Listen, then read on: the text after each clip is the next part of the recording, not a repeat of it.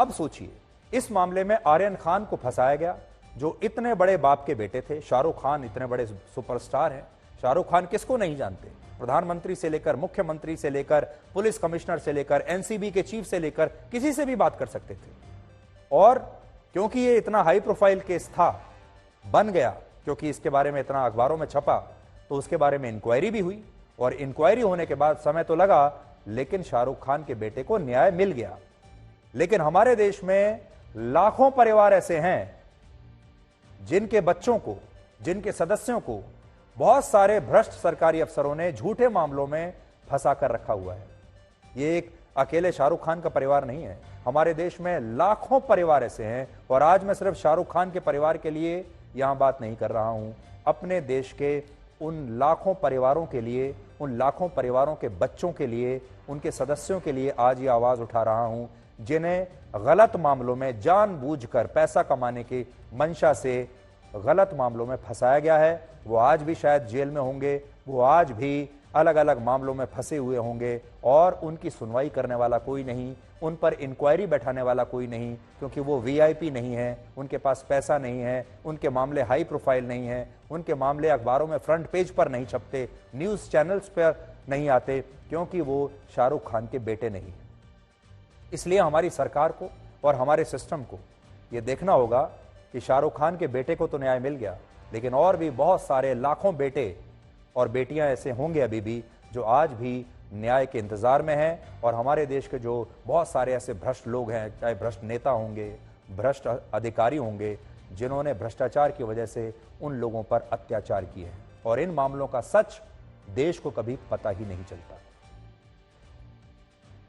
आज सीबीआई ने समीर वानखेड़े और उनके अधिकारी जो एनसीबी में काम करते थे, इस पूरे मामले पे थे, उनके घर पे जो है वो रेड की है, छापा मारा है। लगातार 4:30-5 बजे का समय था जब सीबीआई के अधिकारी यहां पहुंचे थे और मुंबई के अलग अलग ठिकानों पे लगातार रेड कर रहे हैं और कोशिश कर रहे हैं कि इस पूरे मामले में जो है वो सबूत जल्द से जल्द इकट्ठा किए जाएं। इस पूरे मामले में ये बात सामने आती है कि जितनी आई है उससे ज्यादा संपत्ति इन अधिकारियों के पास है। ये कहां से आई है, और जो कथित तौर पर नवाब मलिक द्वारा इल्जाम लगाए गए थे कि 25 करोड़ रुपए की जो घूस है, जो चीजें मांगी गई थी इन अधिकारियों द्वारा, उसको किस तरीके से साबित किया जाए। ये रेड रांची, कानपुर, मुंबई के अलग अलग जगहों पे लगातार चल रही है। सीबीआई के अधिकारी जो हैं इस इंपीरियल हाइट्स बिल्डिंग में है जहां पर समीर वानखेड़े रहते हैं।